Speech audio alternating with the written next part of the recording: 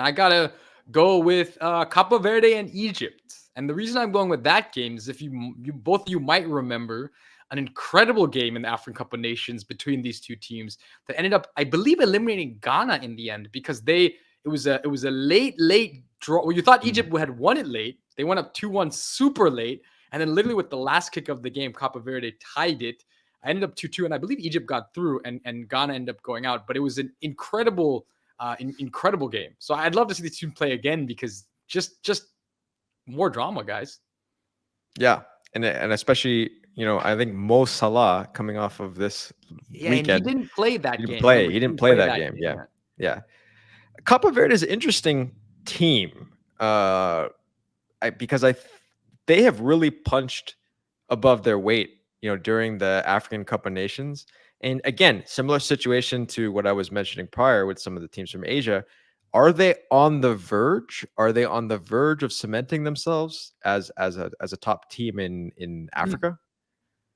That's the question. Man. Yeah, I like their roster. They have me being the MLS obsessed guy. They have Columbus Crew, Steven Moreira, who I like a lot.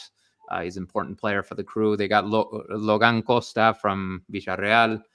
They have a very interesting lineup. A lot of players playing in Portugal. A lot of players playing in Europe. I think a majority of their roster is Europe-based in the first and second divisions of teams. So they have a strong squad with a couple of star players. And from what I've seen them play, I've seen a few of their recent matches, and they're a fun team to watch, man. They are intense. Yeah. They play with tremendous aggression. It's really fun to watch. And Egypt has always failed to impress a little bit, right? Like considering the talent Egypt has, and Mo Salah specifically, right? He hasn't really done it for Egypt in the way that you might expect him to.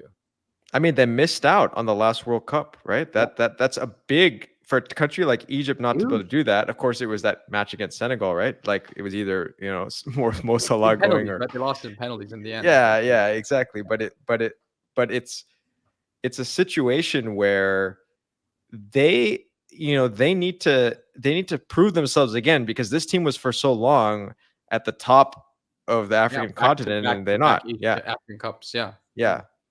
So it's an interesting match. No, extremely interesting.